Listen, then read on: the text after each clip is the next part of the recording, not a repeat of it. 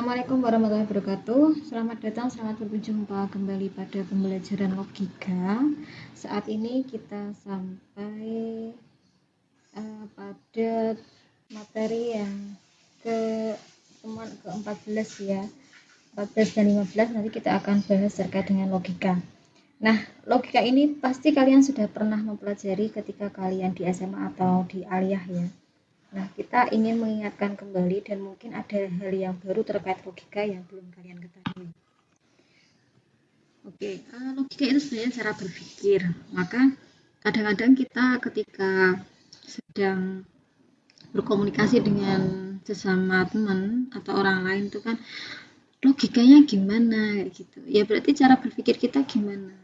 Sesuatu yang kita lakukan tuh harus logis, harus masuk akal, katakanlah kan kayak gitu ya. Nah, di dalam logika ini sebenarnya ada beberapa bagian ya atau jenis ya. Yang pertama adalah logika tradisional. Logika tradisional itu logika yang sudah dianut orang-orang dulu ya katakanlah. Nah, kalau saat ini yang kita pakai itu kan logika modern ya. Jadi sesuatu yang didasarkan pada hal yang salah itu belum tentu salah.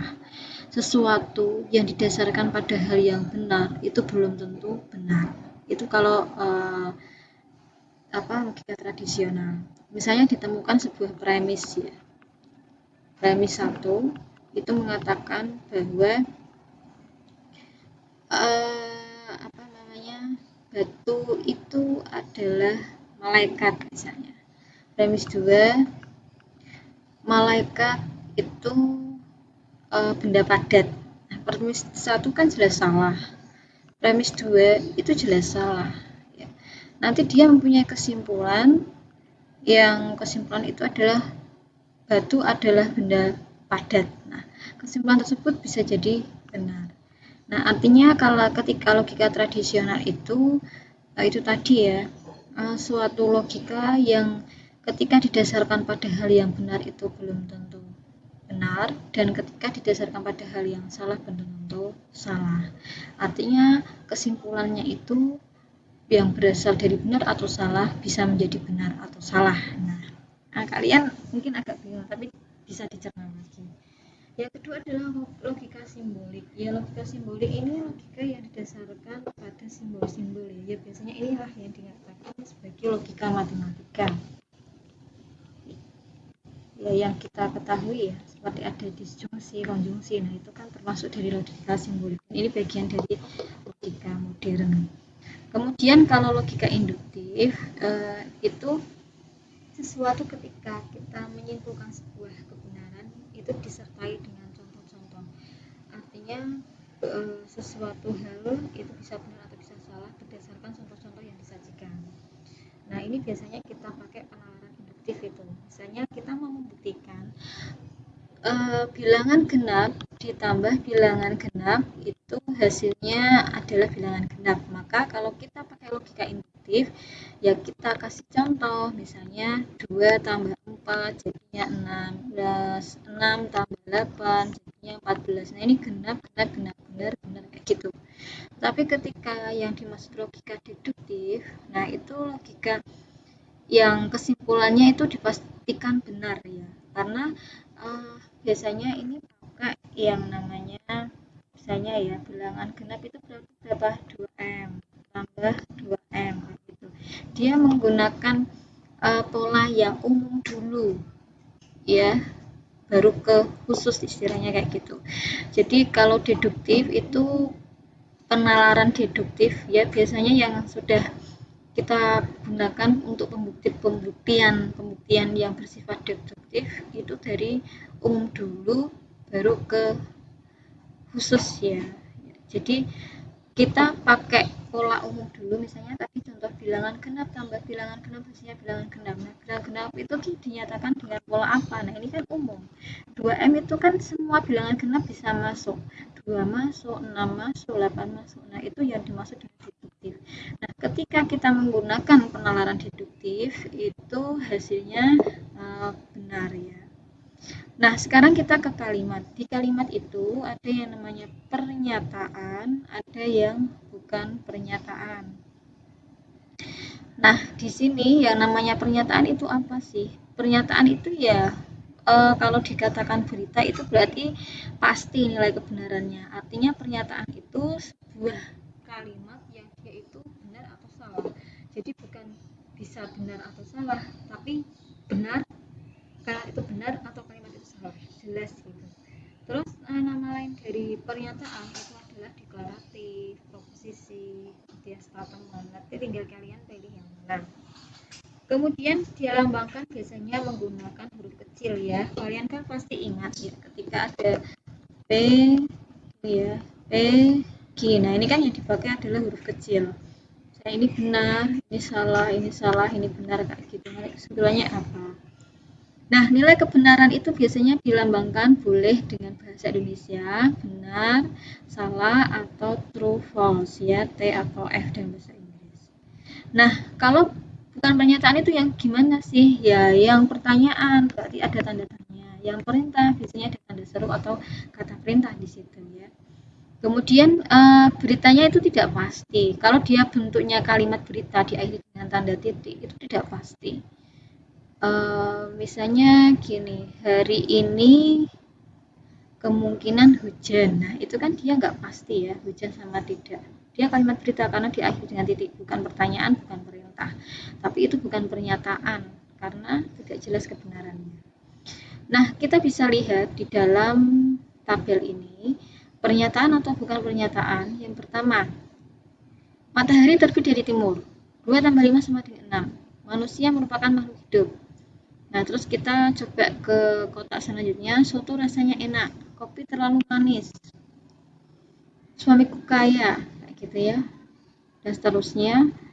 Siapa namamu? Bacalah dengan cepat, jangan mengganggu, kerjakan dengan teliti. Nah, kalau yang pertama itu dikatakan pada kotak pertama pernyataan, tapi kedua sama ketiga itu bukan pernyataan. Mengapa? Nah, karena pada kalimat berita yang kedua itu tidak bisa dipastikan suamiku kaya. Nah, itu kan tidak bisa dipastikan benar atau salah. Kenapa? Karena kaya itu sesuatu yang relatif. Kaya itu dibandingkan siapa dulu. Kalau dibandingkan orang yang lebih kaya, akhirnya pernyataan itu salah. Kalau dibandingkan dengan orang yang miskin, pernyataan itu benar. Nah, itu ya. Kemudian di sini masih mengandung variabel ya. Jelas ketika ada variabel itu bukan pernyataan. Di sini tanda tanya, tanda seru, kalimat perintah, dan kalimat tanya itu bukan pernyataan. Sekarang, macam pernyataan itu apa? Pernyataan tunggal ya jelas ya, dia ada satu pernyataan. Pernyataan majemuk itu gabungan dari beberapa pernyataan.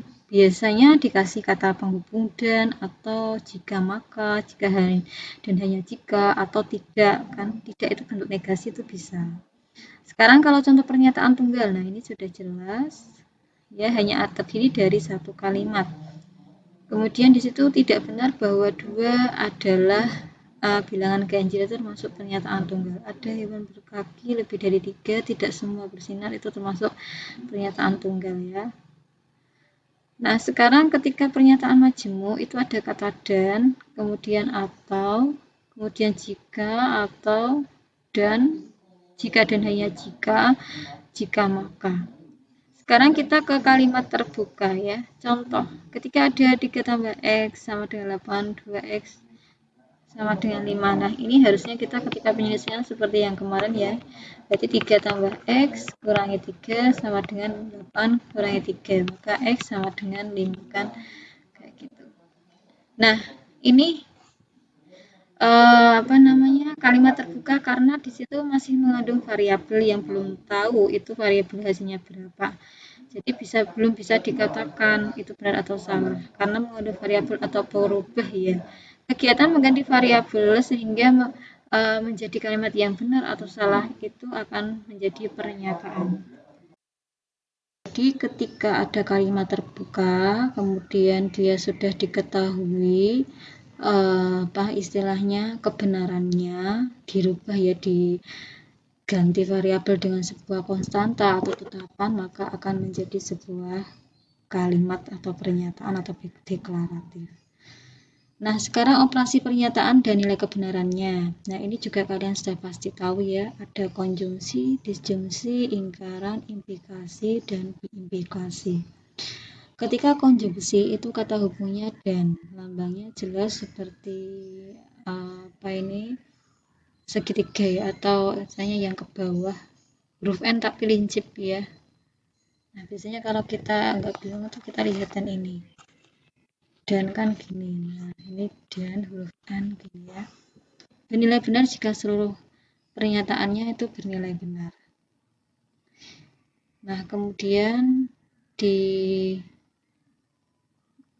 jungsi itu atau tanda ini, dia bernilai salah jika seluruhnya pernyataan bernilai salah. Nah, cara mudahnya itu ketika kita menggunakan dan sama atau ya. Nah, misalnya nih ada kisah ya atau cerita sebentar. Ada seorang anak yang dia disuruh ibunya untuk pergi ke warung. Tolong belikan gula. Ibunya bilang gini, tolong kamu belikan gula dan sabun misalnya. Nah, ketika anak tersebut pergi ke warung, oh gulanya ada, sabunnya ada, dibawa pulang. Boleh apa orang tuanya gimana? Ya merasa senang ya karena yang dibeli itu benar semua. Coba kalau misalnya yang gula tadi tidak ada, terus diganti sama beras misalnya. Terus pulang yang dibawa beras sama sabun. Walaupun sabunnya benar tapi kan apa tadi gulanya kan salah. Pasti apa? Ya pasti orang tuanya mungkin marahi ya atau tidak. Loh ini kan salah kayak gitu. Kemudian sama juga misalnya yang gula benar tapi yang sabunnya salah. Diganti pasta gigi misalnya atau sampo. Sama juga nggak keterima. Apalagi kalau keduanya salah. Artinya ketika dan itu dua-duanya harus benar baru dikatakan benar. Tetapi ketika disjungsi kebalikan. Orang tua tadi bilang, tolong aku belikan gula atau sabun. Nah, pasti kalau salah satu dari yang dibeli itu salah, tidak masalah orang tuanya karena pakai atau. Gitu ya, logikanya bisa diterima. Sekarang kalau negasi itu ingkaran ya, mengingkari kebenaran. Jawa apa lambangnya? Biasanya gini ya. Apa kayak lambang tak hingga. Nilainya berlawanan. Kalau implikasi pernyataan bersyarat jika maka lambangnya kayak gitu. Kemudian nah ini pernyataan P maka Q atau jika P. Yang kita biasa pakai kan ini ya. Tapi kalau menggunakan ini boleh Q jika P. Nah, P itu prasyarat Q. Ya, bernilai salah jika prasyarat. Jadi kalau ini benar diikuti ini salah, maka dia akan menjadi salah. Nah, itu tadi terkait dengan implikasi. Sekarang kalau diimplikasi itu bersyarat tapi ganda. Jadi bisa ke arah kanan, ke arah kiri ya. Jika dan hanya jika. Nah, ini dikatakan kalau P itu prasyarat Q, tapi Q juga prasyarat P. Dia akan benar-benar ketika sama ya. Jadi kalau sama-sama benar atau sama-sama salah itu justru dia menjadi benar. Nah, ini salah satu contoh ya. Misalnya di sini kita isi BBSS, kemudian sini BSBS ya. Nah, ketika kita mau membuat ini kita harus punya patokannya ya. Ketika P implikasi ke Q hasilnya apa ya kan?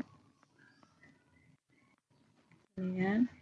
Kemudian ketika benar sama jika maka benar, ini benar, ini juga benar. Tapi kalau kebalikannya berarti sini yang benar, maaf sini yang salah ya. Sini yang benar, sini benar, sini benar. Ketika ini dan ini, kalau dan itu tadi ya, keduanya bernilai benar jika keduanya benar. Ini bisa diganti benar, ini salah, tapi ini benar karena keduanya benar. Nah, ketika P sama Q, nah ini ya jadi benar, ini yang jadi benar, ini yang jadi salah, ini yang jadi salah. Nah, terlihat bahwa jika implikasi Q itu akan sama dengan ini ya. Nah, ini ini sama dengan ini. Buktinya ini. Ya, ini kalian bisa sambil membuka kembali pelajaran yang dulu. Ini sebenarnya melatih logika berpikir kita. Mungkin ada pertanyaan, ketika kita di sekolah dasar kan kita nggak pakai ini ya, tapi logika berpikir kita perlu dilatih. Dan ini sebagai dasar-dasar kita ketika kita ingin mengembangkan terkait sama konsep atau penerapan matematika yang menjadi kemampuan dasar yang harus dimiliki oleh calon guru ya. Oke, cukup sekian. Jadi ini tadi yang kita pelajari terkait sama implikasi, bimilikasi, ingkaran, disjungsi, dan konjungsi. Ya, silakan nanti ada latihan tugas yang bisa dikerjakan dan kita akan lanjutkan pada pertemuan berikutnya terkait dengan logika yang membahas terkait dengan kuantor sama premis. Cukup sekian, semoga bermanfaat. Untuk lebih lengkapnya bisa baca materi yang sudah dilampirkan. Terima kasih. Wassalamualaikum warahmatullahi wabarakatuh.